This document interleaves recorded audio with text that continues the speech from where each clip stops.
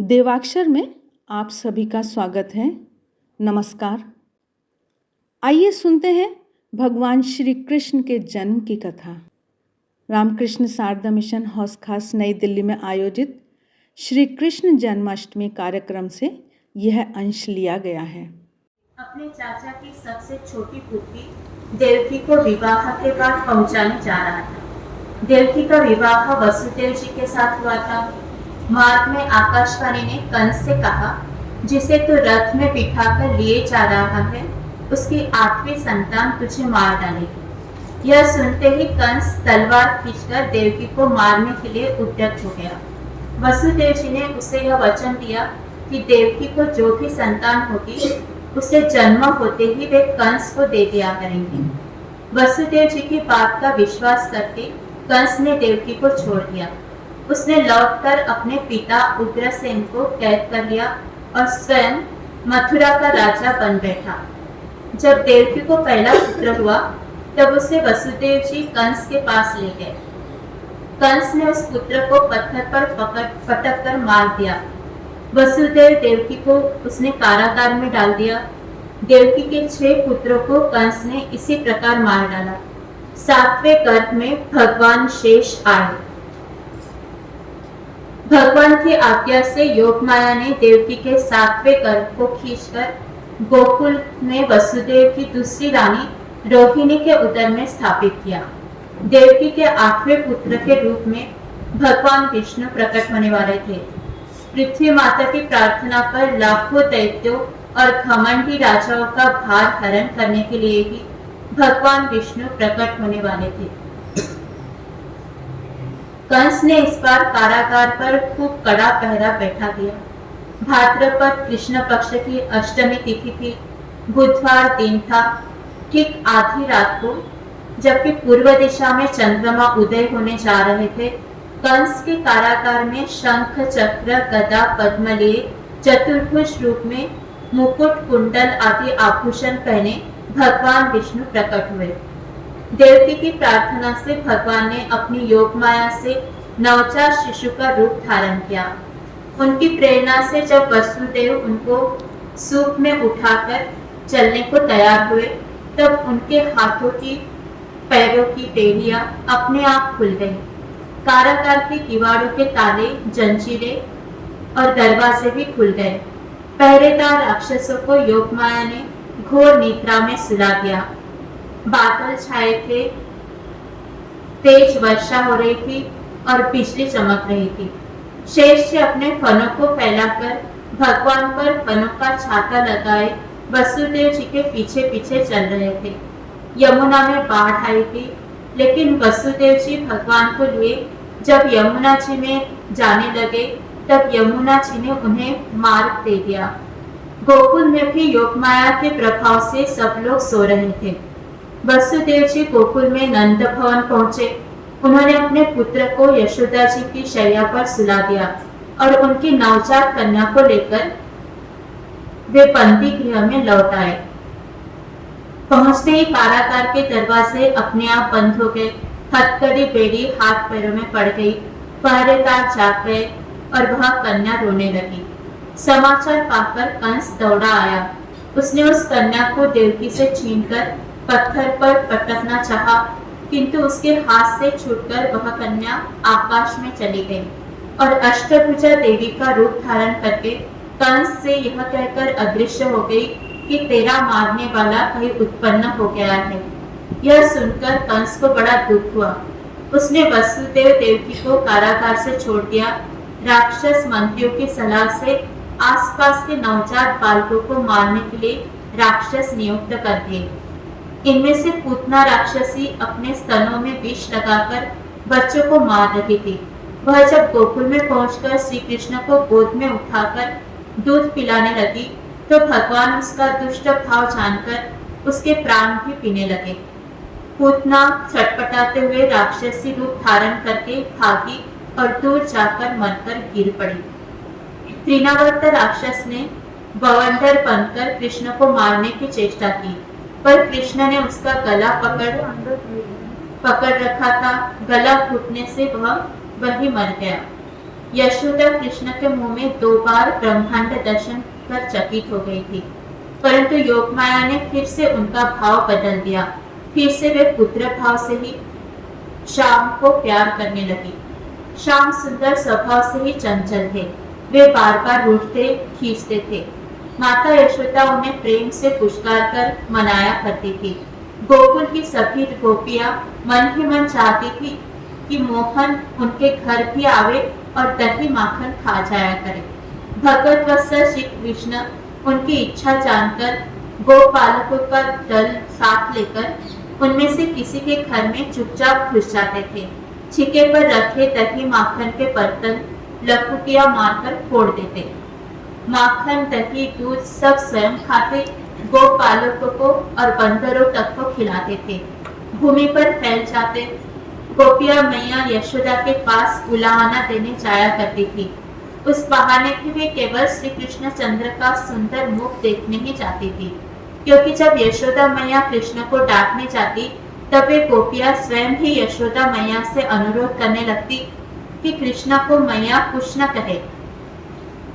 एक दिन ऐसे ही बंदरों को माखन लुटा रहे कृष्ण को मैया ने पकड़ लिया। वे शाम को उखल से बांधने लगी। मैया जो भी रस्सी उठाती थी वही 2 अंगुल छोटी पड़ जाती थी। घर की सब रस्सियां एक में जोड़ देने पर भी वे 2 अंगुल छोटी ही पड़ती रही। अंत में मैया को बहुत थकी देखकर श्याम सुंदर अपने आप रस्सियों में बंध गए।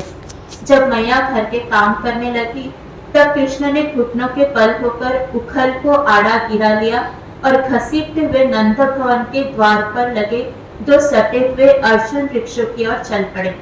दोनों वृक्ष के बीच से निकलते हुए अड़े हुए उखल को खींचने लगे। इससे दोनों वृक्ष जड़ से उखड़कर गिर पड़े। वे 2 वृक्ष कुबेर के शापग्रस्त पुत्र थे। अब भगवान की कृपा से उनका शाप से उद्धार हो गया। एक दिन एक फल बेचने वाली नंद भवन के सामने आए। श्री कृष्ण उससे फल खरीदने के लिए अपनी अंजलि में धान लेकर चले, लेकिन अंगुलियों के बीच से धान मार्ग में गिरता जाता था। जब वे फल वाली के पास पहुंचे तो अंजलि का सब धान गिर चुका था। फल वाली ने बिना कुछ लिए ही उनके अंजलि में खूब सारे फल भर दिए, लेकिन जब वह घर पहुंची तो उसने देखा कि उसकी फलों की टोकरी रत्नों से भरी हुई है। गोकुल में बार बार राक्षस आते थे, उत्पात होते थे, इसलिए सब लोग एकत्र हुए। अपनी स्त्रियां, बच्चों, गायों तथा सामान के साथ गोकुल छोड़कर वृंदावन में जा बसे। श्री कृष्ण लगभग 3 वर्ष के हो गए थे। वे भी अब हट करके ग्वाल बालकों को साथ छोटे बछड़े चराने जाने लगे। वन में अपने सखाओं के साथ बछड़े चराते हुए वे अनेक प्रकार के खेल खेलते थे। वे जब थक जाते थे तो किसी गोपाल बालक की गोद में सिर रखकर लेट जाते थे। दूसरे बालकों में से कोई उन्हें कमल के पत्ते से पंखा करता, कोई उनके लिए फल लाता था, कोई गाकर या बाजा बजाकर उन्हें प्रसन्न करता था। यहाँ भी उनको असुरों का सामना करना पड़ा। उन्होंने वत्सासुर, बकासुर, व्योमासुर, अघासुर, धेनुकासुर, अरिष्टासुर, केशी असुर आदि अनेक असुरों को मार डाला। गोपालक श्री कृष्ण जैसे सखा को पाकर सदा आनंद मग्न और निर्भय रहा करते थे। देवता भी जिनका दूर से कभी कभी दर्शन कर पाते हैं, बड़े बड़े ऋषि मुनियों के ध्यान में भी जो नहीं आते, वे परब्रह्म परमात्मा श्री कृष्ण गोपालक का रूप बनाए ब्रज के गोपालकों के साथ खेला करते थे। यमुना जी के भीतर 101 सिर का कालिया नाग रहता था। एक बार गोपालक गाय चराते हुए वहां उसके पास पहुंच गए और विषैला पानी पीकर प्राणहीन होकर गिर पड़े। श्री कृष्ण ने अपनी अमृत वर्षिणी दृष्टि से उनको जीवित किया और वे यमुना में कूद पड़े। नाग ने श्री कृष्ण के मर्म स्थानों में डसकर अपने शरीर के बंधन से उन्हें जकड़ लिया। वे नागपाश में बंधकर निश्चेष्ट हो गए। यह देखकर गोपालक मूर्छित होकर गिर पड़े। ब्रज में अपशकुन होने लगे। इससे घबराकर गोप गोपियां वहां आ पहुंची। सभी बहुत दुखी हो गए। थोड़ी देर में श्री कृष्ण ने अपना शरीर इतना बढ़ाया कि नाग का शरीर टूटने लगा। उसने कृष्ण को छोड़ दिया। श्री कृष्ण कूदकर सांप के सिर पर खड़े हो गए। और बांसुरी बजाते हुए नृत्य करने लगे। सांप जो फन ऊपर उठाता उसी पर कूदकर श्री कृष्ण पहुंच जाते। उनके चरणों की जोर से उसके फन चिथड़े चिथड़े हो गए। अंत में नागपत्नियों की प्रार्थना से नाग को उन्होंने छोड़ा। उनकी आज्ञा से कालिया नाग यमुना छोड़कर परिवार के साथ समुद्र के रमणक द्वीप में चला गया। सबसे अद्भुत था श्याम सुंदर का वंशी बजाना। वे जब ललित त्रिभंगी में खड़े होकर वंशी में सुर फूटने लगते थे तो पक्षी उड़ना चहकना, पशु तृण चरना, भौरे गुंजार करना भूल जाते थे। पेड़ों से रसधार झरने लगती थी, पत्थर पिघल जाते थे, यमुना की धारा तक रुक जाती थी। मनुष्यों की तो बात ही क्या, देवता और ऋषिगण भी मुग्ध हो उठते थे। एक बार श्री कृष्ण ने ब्रज में प्रतिवर्ष होने वाली देवराज इंद्र की पूजा बंद करा के गिरिराज गोवर्धन की पूजा करवाई। इससे इंद्र बड़े क्रोधित हुए। वे प्रलय काल के बादलों से मूसलाधार पानी बरसाने लगे। ब्रज के लोग त्राही त्राही करते श्री कृष्ण की शरण में आए। श्री कृष्ण ने बाएं हाथ की अंगुली पर गोवर्धन उठा लिया और छाती के समान उसे 7 दिन रखे रहे। इंद्र थक गए, उन्हें वर्षा बंद करनी पड़ी। इंद्र ने श्री कृष्ण से क्षमा मांगी।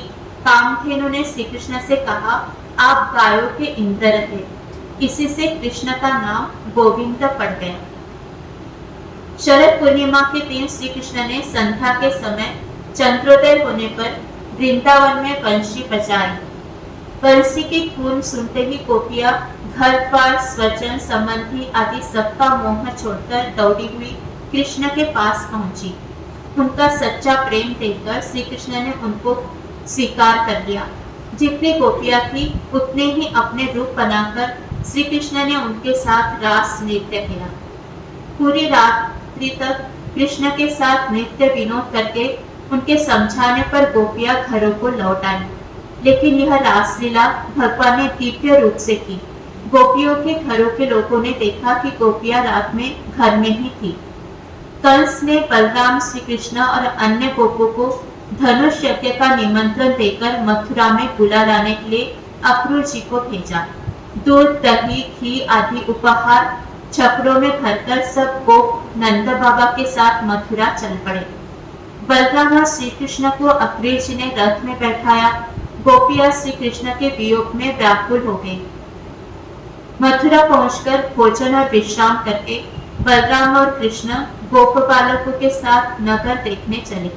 मार्ग में कंस के घमंडी धोबी को मारकर उन्होंने उत्तम वस्त्र पहन लिए। एक दर्जी ने उन वस्त्रों को काट छाट कर सीकर उन लोगों के शरीर के अनुरूप बना दिया। दर्जी को और उन्हें माला पहनाने वाले माली को उन्होंने भक्ति का वरदान दिया। फिर यज्ञ का धनुष तोड़ दिया। दूसरे दिन सवेरे वे अखाड़े में पहुंचे। कंस की आज्ञा से महावत ने 7,000 हाथियों के समान बलवान कुवलया पीर नाम के हाथी को शराब पिलाकर मतवाला बनाकर कृष्ण बलराम को मारने के लिए अखाड़े के दरवाजे पर रास्ता रोके खड़ा कर रखा था। कृष्ण बलराम ने हाथी को मार गिराया। अखाड़े में कंस के पहलवान चाणूर, मुष्टिक आदि ने उन्हें कुश्ती लड़ने के लिए ललकारा। असुर पहलवान न्यायपूर्वक कुश्ती न लड़कर श्री कृष्ण और बलराम को मार डालने का प्रयत्न करने लगे। श्री कृष्ण बलराम ने आधे पहलवानों को मार दिया। इससे बाकी सब पहलवान भाग गए। कंस बड़बड़ाने लगा, नंद, वसुदेव, उग्रसेन आदि को मार डाले। यह सुनकर श्री कृष्ण कूदकर उस ऊंचे मंच पर पहुंच गए जिस पर कंस बैठा था। केश पकड़कर उन्होंने कंस को नीचे फेंक दिया। उन्होंने कंस को मार डाला। कंस के 8 भाई दौड़े दौड़े मारने चले आए। बलराम जी ने सबको समाप्त कर दिया। कंस को मारकर बलराम और कृष्ण कारागार में पहुंचे। उन्होंने पिता, माता, वसुदेव देवकी की हथकड़ी बेड़ी खोल दी। कृष्ण और बलराम के प्रति वसुदेव देवकी के हृदय में अपार वात्सल्य उमड़ पड़ा। पुत्रों को हृदय से लगाकर उनके आंसुओं से भीग गई। अपने पुत्र कंस के द्वारा कारागार में डाले गए राजा उग्रसेन को श्री कृष्ण ने कारागार से निकालकर फिर मथुरा के राज सिंहासन पर बैठाया और अपने हाथों से उनका राज तिलक किया। कंस के धन से जो लोग मथुरा छोड़कर भाग गए थे, उन्हें बुलाकर भवन, संपत्ति आदि देकर श्री कृष्ण ने उन्हें फिर से बसाया। वसुदेव जी ने बड़ी धूमधाम से अपने दोनों कुमारों का यज्ञोपवीत संस्कार कराया। उसके बाद दोनों भाई अध्ययन के लिए शांतिपुनी मुनि के पास पहुंचे। गुरु के आश्रम में वे भी दूसरे विद्यार्थियों के समान गुरु की सेवा करते थे। उन्होंने केवल 64 दिन में सब वेद, शास्त्र, उपवेद और 64 कलाएं सीख ली। शांतिपुनी मुनि ने उन्हें साक्षात भगवान जानकर दक्षिणा में अपने मरे हुए पुत्र को जीवित लाने की मांग की। दोनों भाई यमलोक जाकर यमराज से गुरुपुत्र को लेकर आए। गुरुदेव को उनका पुत्र दक्षिणा में देकर गुरु का आशीर्वाद प्राप्त करके वे मथुरा लौट आए। कंस का बदला लेने के लिए उसके ससुर जरासंध ने 17 बार मथुरा पर 23 अक्षौहिणी सेना के साथ चढ़ाई की। प्रत्येक बार सेना का संहार करके श्री कृष्ण ने उसे लौट जाने दिया। फिर भगवान श्री कृष्ण की आज्ञा से विश्वकर्मा ने समुद्र में प्रकट हुए एक द्वीप में द्वारका नगर का निर्माण किया। श्री कृष्ण ने मथुरा वासियों को रात को सोते समय ही द्वारका पहुंचा दिया। ब्राह्मणों के शाप के प्रभाव से यादव वीर मोहित हो गए थे। प्रभास क्षेत्र में परस्पर युद्ध करके वे मर मिटे। श्री बलराम जी ने योग के द्वारा अपना वर्तमान रूप त्याग दिया। भगवान श्री कृष्ण अकेले एक पीपल के नीचे चतुर्भुज रूप से बैठ गए। जरा नामक व्याध ने उनके चरण को मृग समझकर उसमें तीर मार दिया। श्री कृष्ण ने उस व्याध को सशरीर स्वर्ग भेजा और वे स्वयं अपने दिव्य शरीर से गोलोक धाम पधार गए। स्वामी विवेकानंद जी ने अपने व्याख्यानों में श्री कृष्ण की महानता विस्तार से प्रतिपादित की है। उनके व्याख्यानों से कुछ अंश यहाँ उद्धृत किए जाते हैं। श्री कृष्ण के संदेश में हमें दो विचार सर्वोपरि मिलते हैं। पहला है विभिन्न विचारों का सामंजस्य और दूसरा अनासक्ति। राज सिंहासन पर बैठे रहकर सेनाओं का संचालन करते रहकर राष्ट्रों के निमित्त विराट योजनाओं को कार्यान्वित करते रहकर मनुष्य पूर्णत्व को, सर्वोच्च लक्ष्य को प्राप्त कर सकता है। वस्तुतः कृष्ण का महान उपदेश युद्ध क्षेत्र में ही प्रदान किया गया है। संसार में रहकर जो व्यक्ति कार्य करता है और अपने कार्यों के शुभाशुभ फल ईश्वरार्पित कर देता है, वह संसार के पापों से निर्लिप्त रहता है। प्रबल कर्मशीलता और निस्वार्थ भाव से कर्म करना ही श्री कृष्ण की महान शिक्षा है। स्वाधीन श्री कृष्ण झुकने से अस्वीकार करते हैं।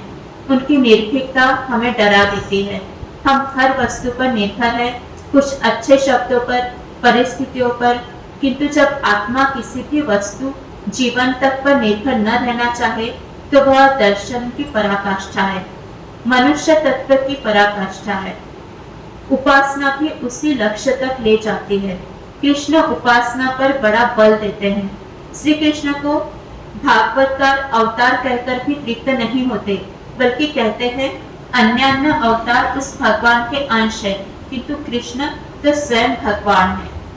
स्वामी जी और कहते हैं कृष्ण अवतार का मुख्य उद्देश्य गोपी प्रेम की शिक्षा है। यहाँ तक कि गीता का महान दर्शन भी उस प्रेमोन्मत्त की बराबरी नहीं कर सकता। गोपियां श्री कृष्ण से अहेतुक प्रेम करती थी। वे यह जानने की चिंता नहीं करती कि कृष्ण सृष्टि करता है। वे यह जानने की भी चिंता नहीं करती कि वे सर्वशक्तिमान है, सर्व सामर्थ्यवान है। वे केवल यही समझती है कि कृष्ण प्रेम में है, यही उनके लिए काफी है। अहेतु की भक्ति, निष्काम कर्म, निरपेक्ष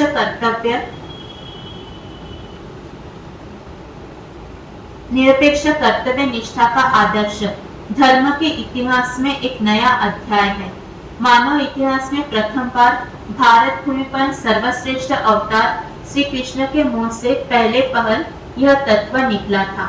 भय और प्रलोभन के धर्म सदा के लिए विदा हो गए और मनुष्य के हृदय में नरक भय और स्वर्ग का सुख भोग के प्रलोभन होते हुए भी ऐसे सर्वोत्तम आदर्श का अभ्युदय हुआ, जैसे प्रेम के निमित्त प्रेम, कर्तव्य के लिए कर्तव्य, कर्म के लिए कर्म के निमित्त ही कर्म।